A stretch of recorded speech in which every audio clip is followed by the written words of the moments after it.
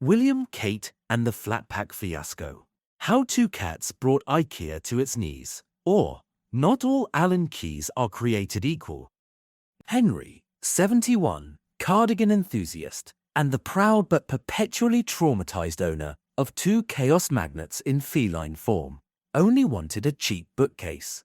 One Billy, in tasteful birch veneer, to corral the rising tide of murder mystery paperbacks and half-chewed cat toys. Nothing fancy, nothing stressful, just a quiet Tuesday stroll through IKEA.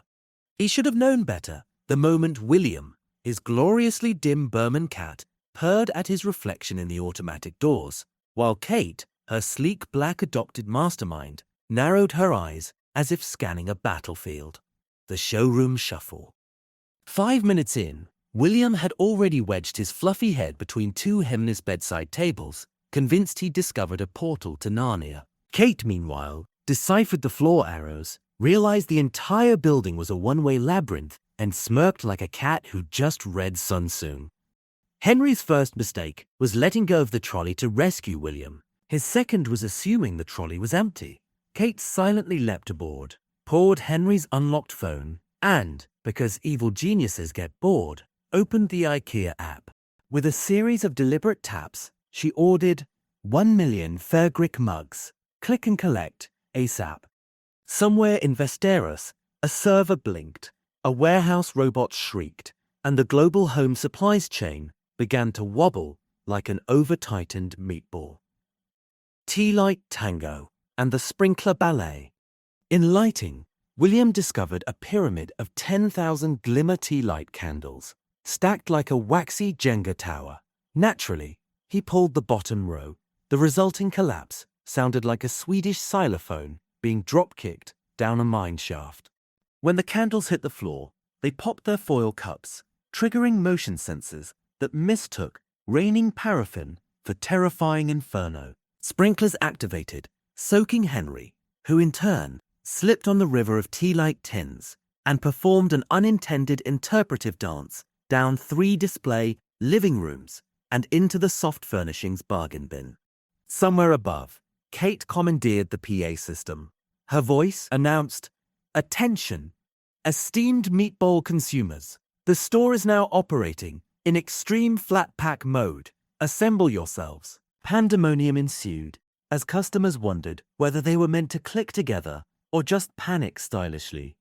William, sopping wet and newly invigorated, boined into Smallland, the children's play area, and emerged moments later wearing every plastic ball in the pit via static electricity. He looked like a mobile piñata of doom.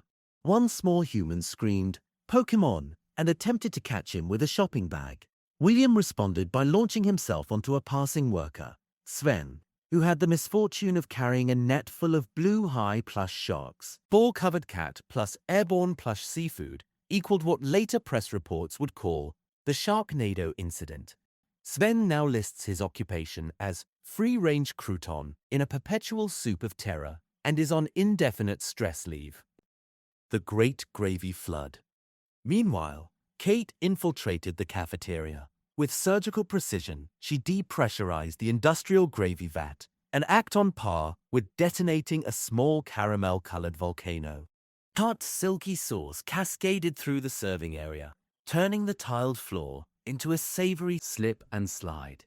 Henry, still in pursuit, hit the gravy wave, rode it like a startled surfer on brown lava, and crashed into a stack of frozen dime cakes. Innuendo abounded, as one witness noted. That old bloke went straight for the sweet center and got creamed from behind. By now, emergency shutters thudded down, locking exits. The local council declared a 24-hour exclusion zone, partly for public safety, mostly because no one had the hazard codes for coolest tsunami, feline-induced, forklifts, flat packs, and foul-mouthed furniture. Security corralled Henry into a staff-only area to calm him, but William followed, still jingling with plastic balls. He pounced onto a forklift's joystick. Beeping like profanity and Morse, the machine lurched forward, spearing pallets of flat-pack wardrobes. Ever wondered what 300 PAX units look like when they explode at once? Picture a confetti cannon filled with MDF, dowel rods, and tiny guilt-soaked construction manuals. Global catastrophe. Across continents, the 1 million mug order rolled through automated fulfillment.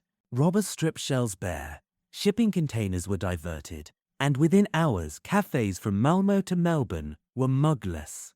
Hashtags mugged by cats and mug flat flop trended as baristas served lattes in sad, empty hands. An ex-Navy logistics chief later admitted, "We've practiced war games for pandemics and pirates, but we never trained for felines weaponizing ceramics." Showdown in aisle 42. After 13 kilometers of internal sprinting, staff cornered William and Cate atop a mountain of half-built lac tables. Henry, wheezing like a broken accordion, offered a compromise. He'd personally return every mug if they just stopped the cats from redecorating in post-apocalyptic chic. Cate considered, flicked her tail, and gracefully sat on the red fire alarm reset button. Alarms ceased. Lights returned to polite showroom ambience. William, now bored, curled up in the crook of Henry's gravy-stained elbow and purred so loudly the store's vibration sensors thought another earthquake was starting. Sprinklers twitched threateningly, but stayed dry. The aftermath, aka flat pack PTSD. Stores closed. The district remained sealed for a full day while hazmat crews removed gravy from ceiling ducts. Staff casualties. 14 employees on stress leave. One manager in weekly therapy after recurring dreams of cats driving forklifts through my subconscious. Henry, banned for life, presented with a single Billy bookcase on the house, preferably outside this house, far away. William and Cate slept 14 hours straight, then fought over the Allen key. William thought it was a snack. Cate planned to hotwire the Roomba. Epilogue. Back home, Henry finally assembled the bookcase. It leaned at a saucy angle, partly from missing screws, partly from William headbutting each shelf into submission. Henry slid the last paper back into place, stepped back, and sighed. Cate hopped onto the top tier, regal against the birch veneer. William followed, misjudged the edge, and brought the entire unit down like a budget Tower of Pisa. Henry stared at the wreckage of splintered wood, loose crime novels, and 2 unrepentant cats. He exhaled the weary breath of a man who has seen the inside of Gravy Armageddon and lived. "Next time," he muttered, "I'm ordering online." Somewhere in the world, a warehouse robot twitched nervously at the sound of a distant purr.